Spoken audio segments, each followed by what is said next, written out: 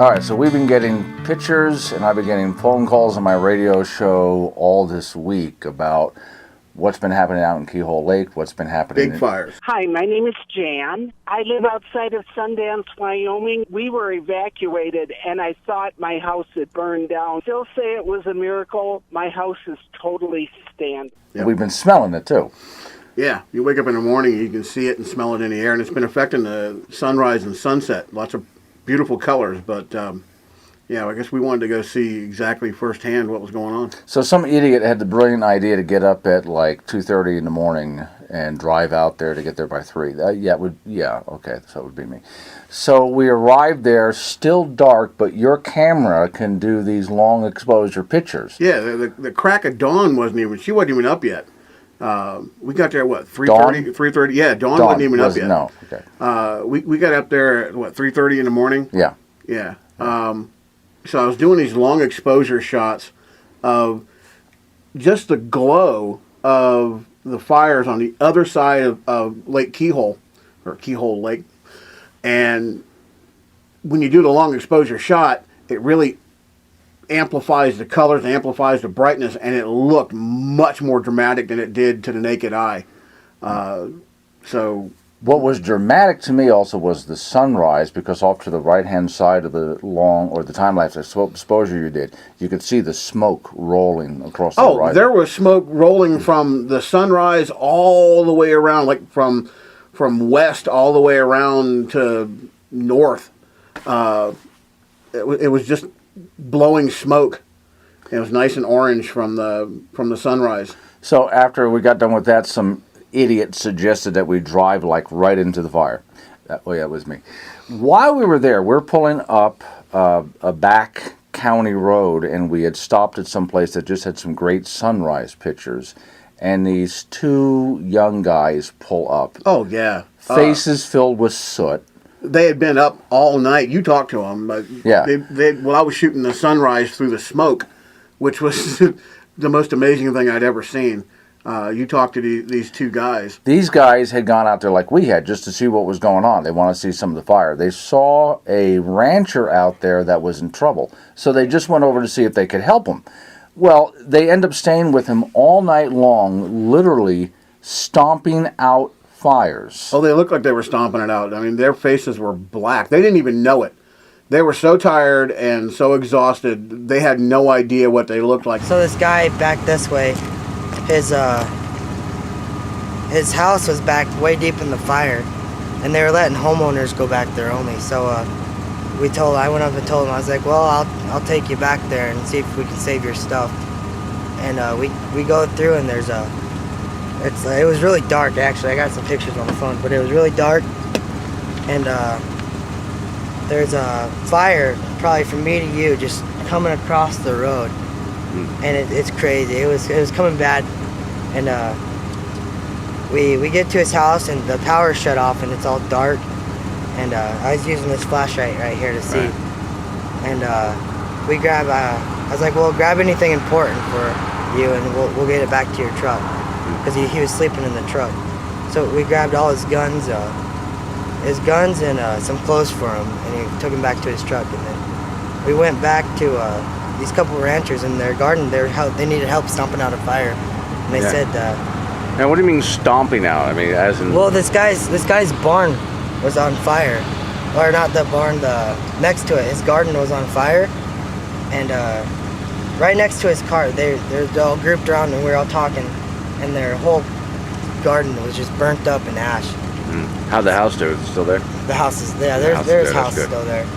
But then we went up to one of my favorite areas because the view is incredible. The road forks, there's mailboxes in the middle, and we see some tanker trucks there. Mm-hmm. So as I'm walking around thinking the area is just empty, everybody's off fighting a fire, this door swings open and this guy goes, "Hey, Glenn." He came from around the Gillette Rosette area as well.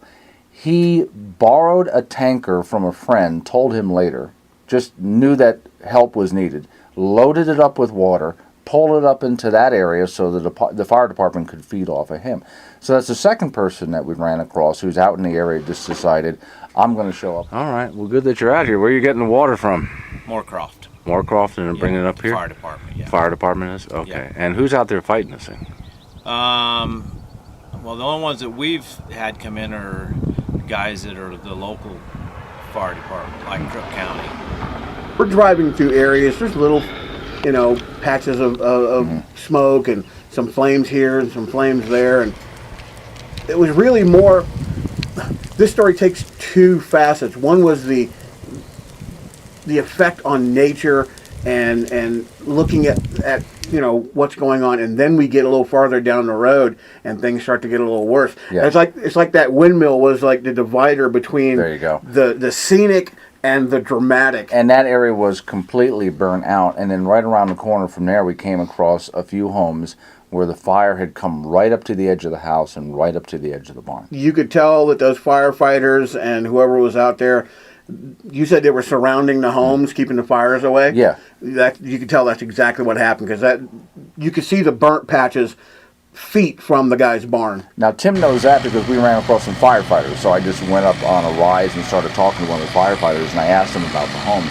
And if they came across a home in the night, they would just surround it and stay there until the fire had moved on from that home. So there was a whole line of firefighters down the road, and they had been up all night. Well, before you got to those firefighters, we started following the trucks going down this road, and the farther down the road we got, the smokier it got. It was like, except for the trees on the landscape, it's what I imagine driving on Mars would be like. Right. At one point, the tanker truck in front of us... It disappeared. And we were probably, 20 feet from it?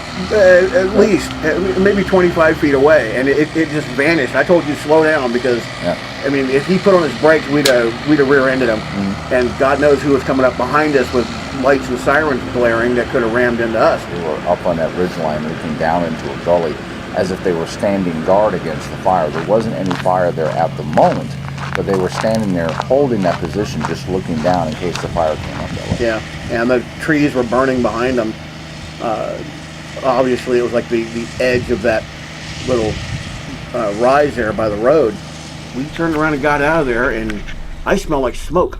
Oh, you smell like smoke. I smell like, which is better than you smell like cigars and smoke. Cigars and smoke, but that's better than you normally smell. So I'll take it. Your vehicle smells like smoke inside. Oh, and Tim had just washed his vehicle. I just washed it. And then we drove into this thing. I just washed it. Inside and out. It was pristine. It was the first time I detailed my car since I've been here.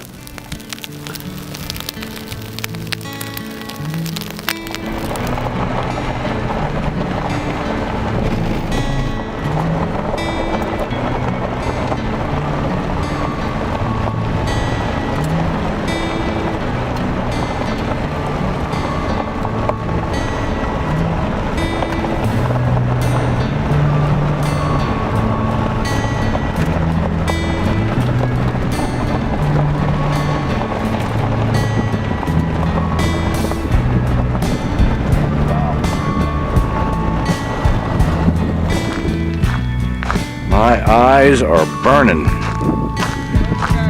Yeah, I'm riding that tanker down here.